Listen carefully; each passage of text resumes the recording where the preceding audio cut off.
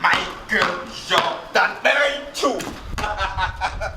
Monsieur Nila, ah bon, para vous le foie, para toi c'est ma, le foie.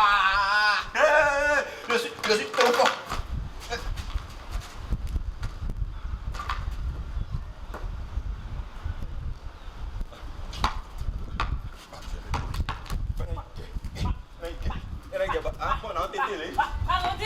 Tu peux faire ça?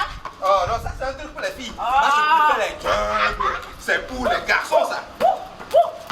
Je suis ici.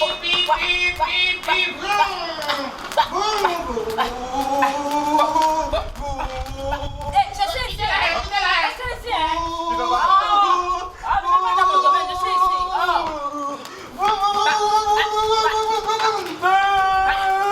Champions League! Ils savent même pas jouer. Ils savent pas jouer.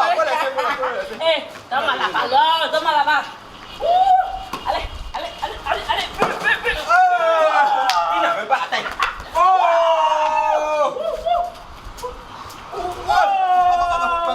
Tu vois? Ils savent même pas jouer. Ah, bah, rien. Attends, tu Je ne vous comprends pas. Ah. Pas du tout. Parfois, je ne vous comprends pas.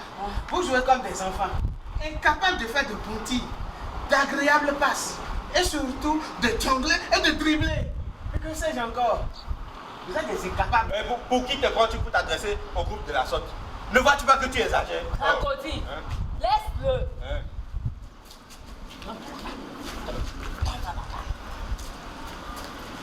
Je te mets au défi, C'est quoi? connaisseur des temps modernes, Vous les aurez. de réaliser 100 joggers des 2 pieds non-stop. C'est gros, hein? On verra bien son grand talent de joueur. Joueur. Visez. Attends, bon. Elle a eu tout.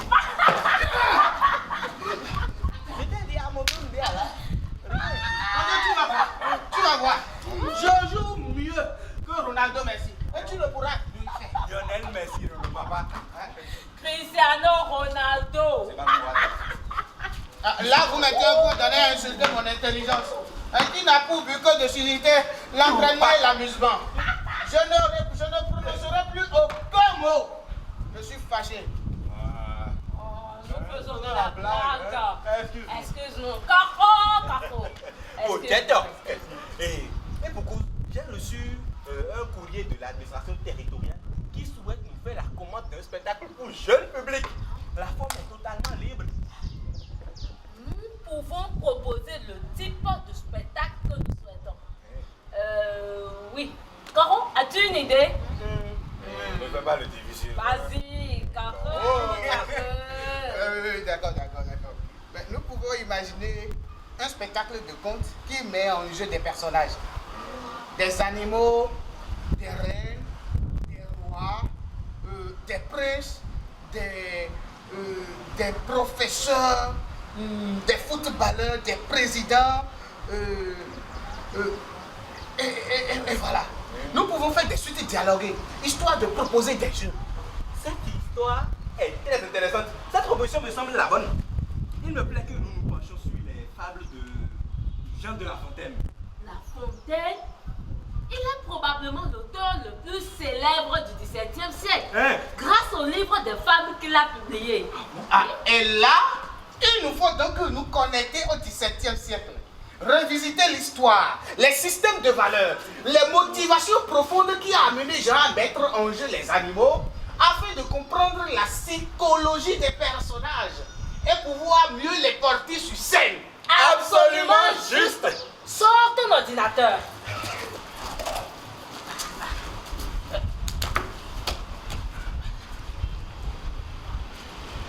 Va sur Google et tape www.jeandelafontaine.fr. Voilà. On y est. Lisez. Les fables de ce merveilleux auteur ont traversé les siècles et leurs morales sont toujours autant d'actualité. Toutefois, il serait réducteur de ne retenir de Jean de La Fontaine que ses fables. Il fut aussi conteur, auteur de nouvelles en prose ou en vers. et s'essaya même à la musique en s'associant à des compositeurs. Il fut un auteur engagé et prit même des risques considérables en remettant en question les décisions politiques du roi Louis XIV. La cour reste le centre des activités sociales et culturelles. Le roi Louis XIV, en imposant une monarchie absolue, a fait des grands seigneurs, des courtisans, singes de leur maître, comme le montre souvent Jean de La Fontaine. La cour marque aussi le règne de l'orgueil, de la flatterie et de tous les périls. Mais le fait social le plus important de tous les siècles est l'ascension de la bourgeoisie prospère. Sa richesse lui permet de rivaliser par son luxe et par sa puissance avec la noblesse, mais aussi par son amour propre que dénonce souvent le fabuliste. En revanche, la misère s'accroît dans les campagnes. Les paysans endettés, accablés d'impôts, victimes des puissants, mènent une vie difficile à l'image de la fourmi de la fable. Quel sacré personnage! Waouh! Et si on travaille la fable de la fourmi? La cigale et la fourmi. Ou encore celle du corbeau et du renard. Ou encore la fable le rat de ville, le rat des champs. La cigale et la fourmi. La cigale ayant chanté tout l'été se trouva fort dépourvue quand fut venue la bise. Pas un seul morceau de mouche ou de vermisseau. Elle alla crier famine chez la fourmi, sa voisine. La pria de lui prêter quelques grains pour subsister jusqu'à la saison nouvelle. Je vous paierai, dit-elle, avant l'août, foi d'animal, principal et intérêt. Ça va. C'est pas comme ça nous allons jouer. Oui, nous devons habiter le personnage, leur prêter nos corps et nos voix. Nous avons ici deux personnages. Moi, je serai la présentatrice. Toi, tu seras la cigale. Et toi, tu seras la fourmi. Moi, la cigale, jamais. Je ne jouerai jamais le rôle de ce paresseux au comportement aristocratique. Ce bohème qui se prend pour un artiste et qui passe toute sa journée à chanter, danser, s'abuser. Et moi alors, hein? Et moi? Tu crois que cela m'agrée d'être la fourmi? Ce personnage bourgeois, individualiste et matérialiste? Non, hein? Pas vraiment. Les amis, ce n'est pas le moment d'avoir des états d'âme. Hein? Nous sommes au théâtre. Ne nous démobilisons surtout pas près du but. Écoutez, le théâtre, c'est le faire semblant. Il n'y a pas de réalisme dans les portraits. Car en réalité, Jean de La Fontaine lui-même ne respecte pas la vérité biologique. Hein? Oui. C'est vrai. En fait, les animaux vivent et pensent comme des humains. Se mentent et se flattent. Tout ce que vous avez à faire, c'est de porter les personnages et de les jouer. Voilà. On commence. D'accord.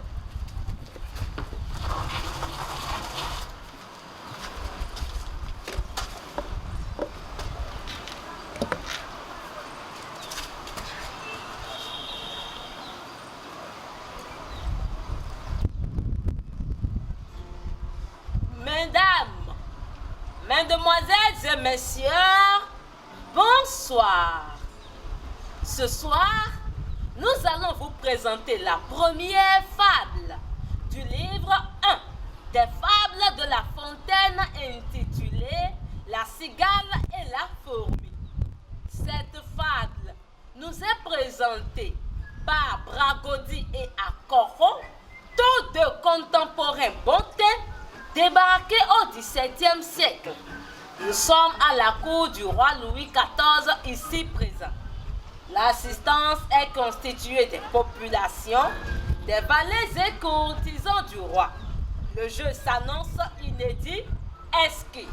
Ouvrez donc vos yeux et vos oreilles pour vous délecter de cette merveille à vous gratuitement offerte.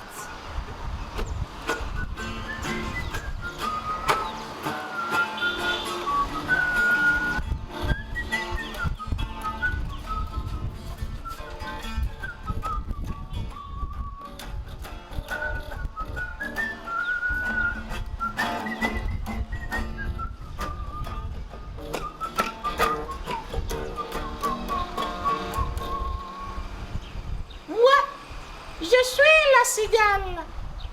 Je suis ici sous ce grand arbre, matin et soir, et je distille de la belle mélodie. Je compose de belles sonorités que je déclame à tous les passants. Oh, l'été agréable! Sa guitare sous le bras, il chante un temps.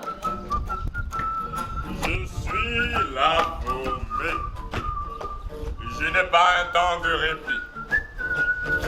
Je passe chaque instant à préparer les moments de manque et de difficulté.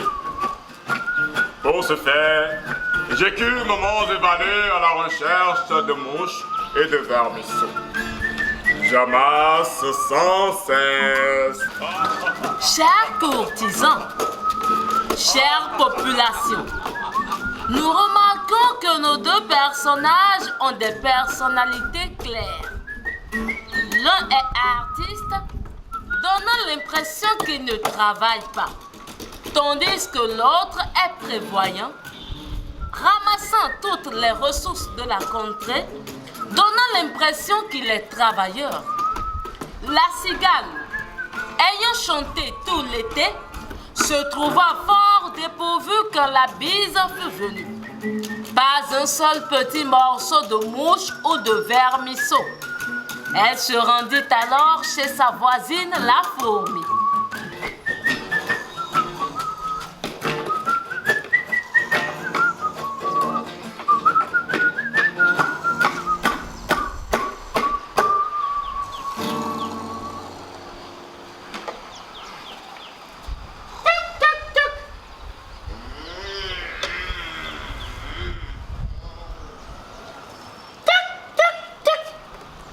Qui donc me dérange par ce temps de froid? Oh, je ne peux sortir au risque de grelotter. Qui donc est-ce? C'est moi la cigale. Cigale? Oui. Que me veux-tu, cigale? Oh, qu'il fait froid. Je te prie de me prêter quelques grains pour subsister à la fin. Oh, le temps d'une nouvelle. Ah oui, c'est ça. Là, je pourrais nourrir femmes et enfants. Je te promets que je te donnerai ton argent d'ici la fin du mois d'août. Parole d'animal. Je respecte toujours mes engagements. Je pourrais te donner ton argent le premier et deuxième.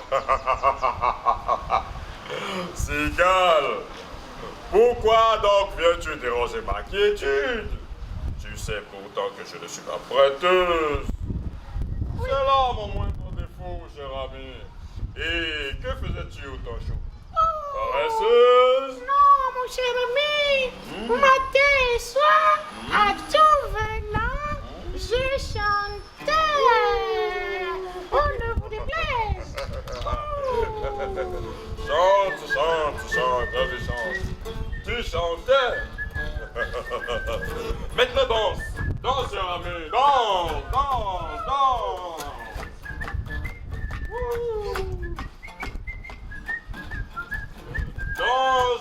Danse pour te réchauffer et calme-moi la fête. Je peux en faire autant.